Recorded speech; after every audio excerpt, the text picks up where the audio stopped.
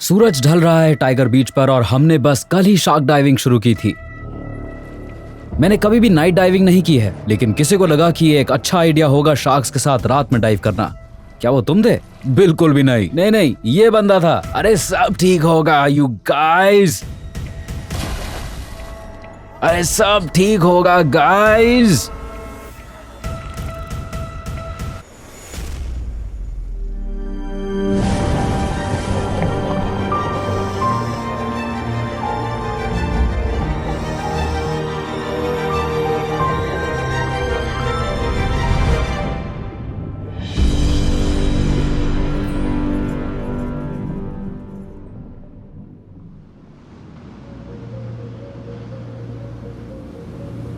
स्वागत है वापस टाइगर बीच पर, जहां हमारी पहली शार्क डाइव हुई थी ब्लू विल्डरनेस पर। अगर तुम्हें शार्क्स देखनी है, मतलब बहुत सारी शार्क्स, तो यहां पर आओ। टाइगर बीच एक छोटी सी बिल्कुल प्रिस्टीन सफेद सैंड वाली जगह है जो वेस्ट एंड ग्रैंड बहामा से 1 घंटे की बोट राइड पर है। और दुनिया की ये कुछ ऐसी जगह में से है जहां पर आप शार्क्स की 5 स्पीशीज देख सकते हैं, वो भी एक साथ। जो डाइवर्स यहां आने की हिम्मत करते हैं, उन्हें रिवॉर्ड में मिलता है रीफ और नर्स शार्क के साथ तैरने का मौका, डजन भर के लेमन शार्क्स, और अगर उनकी किस्मत अच्छी हुई तो मिलेगी उन्हें हैमरहेड और टाइगर शार्क्स। पिछली बार जब हम इस वार्म क्रिस्टल क्लियर पानी में घुसे थे तो हम एक शार्क फ्रेंजी के बीच में थे। हम एक इनक्रेडिबल हैमरहेड के साथ तैर रहे थे और मैंने और कयोटी ने एक मैसिव टाइगर शार्क के बिल्कुल करीब होने का एक्सपीरियंस लिया। शायद कयोटी के केस में कुछ ज्यादा ही करीब से एक्सपीरियंस हुआ। तो अब इसे और बेटर कैसे बनाए? वेल, इस एपिसोड में हम दोबारा पानी में जा रहे हैं, लेकिन इस बार हम इंतजार करेंगे सूरज के ढलने का। ऑलराइट गाइस, सूरज ढल रहा है टाइगर बीच पर और हमने डाइविंग करना एक्चुअली कल ही स्टार्ट किया था। मैंने कभी भी नाइट डाइविंग नहीं की है, लेकिन किसी को लगा कि ये एक अच्छा आइडिया होगा शार्क्स के साथ रात में डाइव करना। क्या वो तुम थे? बिल्कुल भी नहीं। नहीं, ये बंदा था। अरे सब ठीक होगा यू गाइस। मुझे नहीं पता यार, क्या ये एक अच्छा आइडिया है उन लोगों के लिए जिन्होंने कभी नाइट डाइविंग नहीं की है। हम शार्क से घिरे हुए हैं। हाँ, पर तुम्हें पता शायद वो सो रहे हैं और हम देख भी नहीं सकते। रुको, शार्क्स नाइट में फीड नहीं करते? क्या ये नॉक्टर्नल प्रेडेटर्स नहीं होते? अरे सब ठीक होगा, चलो ट्राई करते हैं गाइस। तो चलो गियर अप करते हैं, डाइव करते हैं शार्क्स के साथ रात में। यह अंधेरे की डाइव मेरी हिम्मत की परीक्षा लेने वाली है, शायद उतनी जितनी मैंने आज तक कभी नहीं की, लेकिन यही तो मुझे मोटिवेशन देती है। हर एक ग्रेट एडवेंचर के बीच में एक पतली सी रेखा होती है, थ्रिल और डर के बीच की। और जिस समय तुम्हारी नर्व्स चिल्लाने लगती हैं, वापस जाओ, मुड़ जाओ यहां से, तो वही मोमेंट होता है जब तुम्हारे टीममेट सबसे ज्यादा मैटर करते हैं। मैं एक बात बताऊं, अगर मैं नर्वस था दिन में शार्क्स के साथ डाइव करने से, तो शार्क्स के साथ रात में डाइव करने में मैं और भी नर्वस हूं। सी या। अगर ये आखिरी बार है तो मैं हूं मार्क वेन्स। मारियो पहले ही नीचे है। टाइम है शार्क्स के साथ डाइव करने का रात में। जैसे ही हमने सरफेस के नीचे डिप किया, एक पूरी नई दुनिया खुल गई। सनसेट की बाद की लास्ट ट्वाइलाइट और टाइगर बीच की सफेद सैंड ने हमें उतनी विजिबिलिटी दी जितनी हमने कभी एक्सपेक्ट भी नहीं की थी। लेकिन जैसे जैसे हम बॉटम के करीब गए, वो हल्की रोशनी धीरे धीरे गायब होने लगी और साथ ही हमारा पेरिफेरल विजन भी। हे मारियो, देखो अपने पीछे, वहां एक बड़ी टाइगर शार्क बिल्कुल तुम्हारे पीछे है।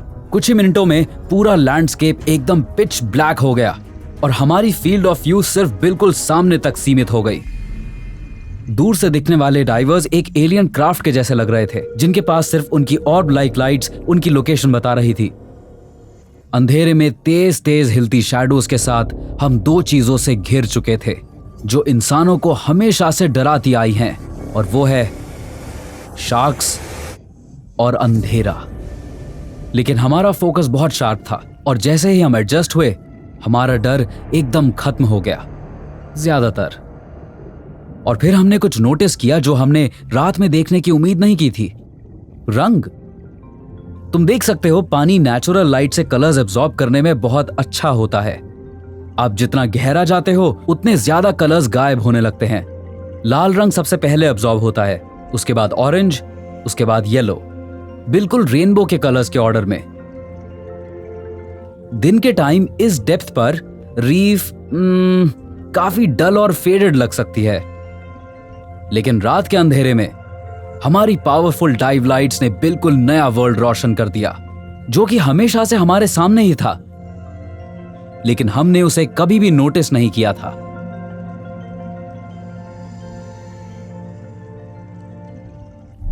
और फिर जब हम रीफ के कलर से मेस्मराइज्ड हो चुके थे, एकदम अंधेरे से कुछ गोस्टली फिगर्स ग्रेसफुली हमारी नजरों के सामने आ गए। ये रेज फिल्टर फीडिंग फिश हैं। इनका फ्लाइट मोशन प्लैंक्टन और न्यूट्रिएंट्स को उनके सिस्टम में खींचता है और पानी को उनके गिल्स के अक्रॉस पास होने देता है, जिससे वो सांस ले पाती हैं। बिल्कुल स्पेसशिप्स जैसे जो नाइट स्काई में उड़ रहे हो। जितनी जल्दी ये आए उतनी जल्दी ही ये गायब भी हो गए। रेस तो चले गए, लेकिन अगर टाइगर बीच में एक चीज कांस्टेंट है तो वो है शार्क्स, और स्पेसिफिकली टाइगर शार्क्स। हम जानते थे कि वो यही हैं, लेकिन रात के अंधेरे में हमें दिख नहीं रहे थे जब तक कि एकदम वो हमारे सामने नहीं आ गए। वो हमारी लाइट के बीच से गोस्ट की तरह ड्रिफ्ट कर रहे थे। ये इफेक्ट एकदम चिलिंग और सरियल लग रहा था और इतना अननर्विंग था कि मैं धीरे धीरे इस फीलिंग की आदत डालने लगा। सोचो, मैं एकदम पिच ब्लैक ओशन के बॉटम में बैठा हूं, डेडली नॉक्टर्नल हंटर्स से घिर चुका हूं और एक्चुअली में उनकी रहमो करम पर हूं। और फिर अचानक एक ऐसी चीज सामने आई जो मेरे शार्क्स को देखने का परसेप्शन हमेशा के लिए बदलने वाली थी, और वो थी एक लेमन शार्क। और वो एक्चुअली सो रही थी। ओके, तो शार्क्स असल में सोती नहीं है, कम से कम वैसे तो नहीं जैसा हम सोचते हैं। लेकिन कुछ शार्क्स जैसे नर्स शार्क्स या ये लेमन शार्क एक रेस्टफुल स्टेट में चली जाती हैं, जो सोने जैसा लगता है। लेकिन मुझ पर भरोसा रखो, ये शार्क बिल्कुल उठी हुई है और अपने आप को किसी भी थ्रेट से डिफेंड करने के लिए एकदम रेडी है, जिसमें पहली बार रात में डाइव करने वाले भी शामिल हैं। लेकिन क्या ये मुझे रोक लेगी? नहीं, ये तो एक परफेक्ट अपॉर्चुनिटी है मेरे लिए उस शार्क्स के बहुत बढ़िया क्लोजअप लेने की, और उसके रेजर शार्प दांतों को भी देखने की। लेमन शार्क्स 10 फीट तक लंबी हो सकती हैं और 400 पाउंड से ज्यादा भारी हो सकती हैं, लेकिन अपने मैसिव साइज के बावजूद ये जायंट्स बहुत जेंटल होते हैं और अब तक किसी ह्यूमन फेटालिटी के लिए ये रिस्पॉन्सिबल भी नहीं है। हालांकि किसी भी शार्क की तरह अगर इन्हें प्रोवोक किया जाए तो ये बाइट जरूर करेंगी। ये मोस्टली शैलो वाटर्स में मिलती हैं और अपने इनक्रेडिबल इलेक्ट्रो रिसेप्टर्स के साथ ये शिकार करती हैं। और अगर आप लोग सोच रहे हो तो जी इनकी त्वचा पर एक पीले रंग का टिंट होता है, बिल्कुल एक नींबू की तरह। चाहे जेंटल हो या ना हो, मुझे पता है कि ये स्लीपिंग जायंट अभी भी एक एपेक्स प्रेडेटर है जो किसी भी मोमेंट लाइफ थ्रेटनिंग इंजरी दे सकता है।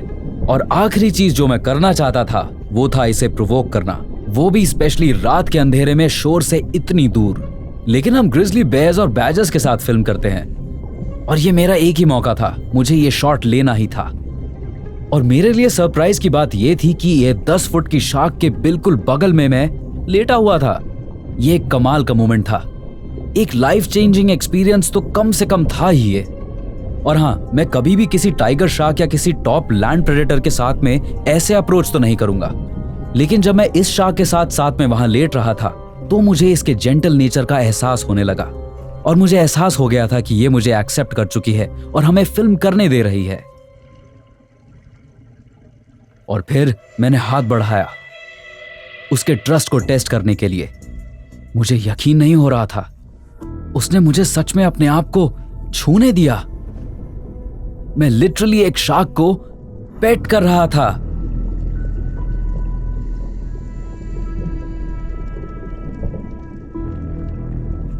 इस एक एनकाउंटर ने मेरे अंदर एक नया सेंस ऑफ कनेक्शन जगाया, सिर्फ इस एक क्रीचर से नहीं बल्कि पूरे समुद्री जीवन से। दिन के टाइम टाइगर शार्क्स के फ्रेंजी के बीच तैरना और अब पहली नाइट डाइव पर एक लेमन शार्क को पेट करना मुझे याद दिला रहा था कि ये एनिमल्स कितने गलत समझे जाते हैं। हमारा उनसे डर बिल्कुल वैसा ही है जैसे हम अंधेरे से डरते हैं, जैसे एक डर बिल्कुल अननोन होता है। हर बार जब हम ब्लू विल्डरनेस एडवेंचर पर जाते हैं, हमें हमेशा कुछ ना कुछ अनएक्सपेक्टेड देखने को मिलता है। और ये इनक्रेडिबल डाइव, हमारी पहली नाइट डाइव, ये भी एक एक्सेप्शन नहीं थी। उन शार्क्स के बीच तैरना और लिटरली उनके साथ अंधेरे में लेटना मुझे और भी ज्यादा ये समझाने लगा कि हमारी एडवेंचर्स समंदर के राज समझने के लिए कितने इंपॉर्टेंट हैं।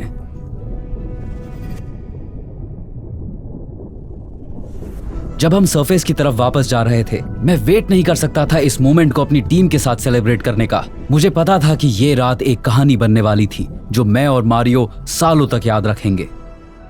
ऑलराइट, हम वापस आ गए और ऑफिशियली हम हमारी पहली नाइट डाइव सर्वाइव कर चुके हैं। मैं ये जरूर कहूंगा गाइज, पहले पानी में घुसना थोड़ा इंटिमिडेटिंग था, लेकिन जैसे हम नीचे गए तो वो एकदम नेक्स्ट लेवल एक्सपीरियंस था। हमने हर तरह के क्रीचर्स देखे, स्टिंगरेज, सी क्यूकम्बर्स तक देखे, और हमने एक लेमन शार्क तक को पेट किया। यारों, अब मुझे अपनी अगली नाइट डाइविंग एडवेंचर का इंतजार रहेगा।